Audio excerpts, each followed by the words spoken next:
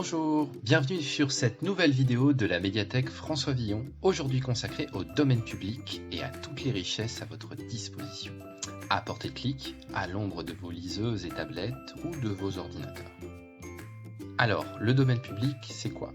D'après une source accessible et libre d'information, le domaine public désigne l'ensemble des œuvres de l'esprit et des connaissances dont l'usage n'est pas ou n'est plus restreint par la loi.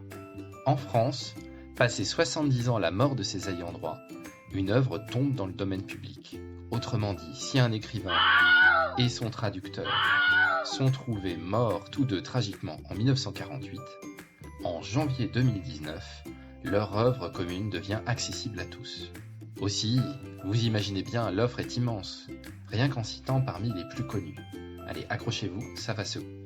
Rousseau, Voltaire, La Fontaine, La Bruyère, Apollinaire, Giono, Michelet, Corneille, Racine, Molière, Shakespeare, Mérimée, Rimbaud, Verlaine, Stevenson, Wilde, Freud, Tolstoï, Dostoïevski, Mark Twain, Jules Verne, Hugo, Balzac, Zola, Rostand, les frères Grimm, les sœurs Brontë, Kafka, Jane Austen, Alain Fournier, Bram Stoker, Edgar Allan Poe, H.G. Wells, Proust, Flaubert, Maupassant, Stendhal, Dumas, père et fils, Darwin, Dickens, Baudelaire, Pouchkine, Daudet, Conan Doyle, Chateaubriand et notre préféré à nous de Bourg-la-Reine, Monsieur François Villon.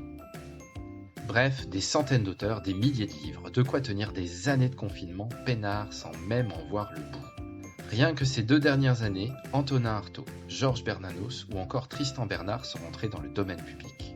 Alors, je vous entends bien sûr me dire « oui, mais où ?»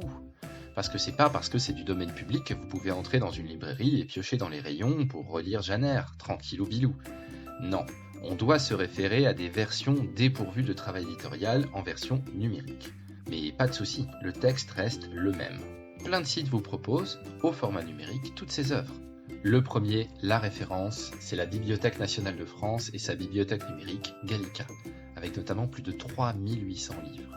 Il y a aussi le projet Gutenberg, e-book libre et gratuit, et plein d'autres. D'ailleurs, ces ardents défenseurs du domaine public ont uni leurs forces sur un catalogue, noslivres.net, où l'on trouve à peu près tout. Par exemple, vous cherchez la biographie de Marie-Antoinette par Stefan Zweig, il suffit de tapoter dans les recherches et hop, direct en téléchargement, gratuit et légal. Allez, pour conclure, quelques titres à vous conseiller. Commençons par Stefan Zweig, dont les œuvres sont dans le domaine public depuis 2013, notamment l'excellent Joueur d'échecs. On vous recommande aussi de la littérature de genre, L'île du Docteur Moreau de H.G. Wells, ou encore les œuvres de Lovecraft. La guerre des boutons, de Louis Pergaud, pour retrouver une âme d'enfant, Thomas Hardy, pour la poésie de son écriture et la beauté des personnages. Et puis, pour votre culture locale, vous pouvez aussi vous jeter sur André Theuriet, enterré à Bourg-la-Reine, et son œuvre Le mariage de Gérard. Et bien sûr, pour finir, François Villon et sa poésie. Et puis, si vous trouvez le temps long, vous pouvez vous lancer dans la bien nommée en ces temps de confinement, Recherche du temps perdu de ce bon vieux Marcel. Bref, vous avez compris, un immense univers de possibles s'ouvre devant vous. Et on n'a parlé que de littérature. On pourrait parler de musique, de cinéma, de presse. Mais bon, on n'a plus le temps. Allez, bon confinement, bonne lecture et surtout, restez chez vous.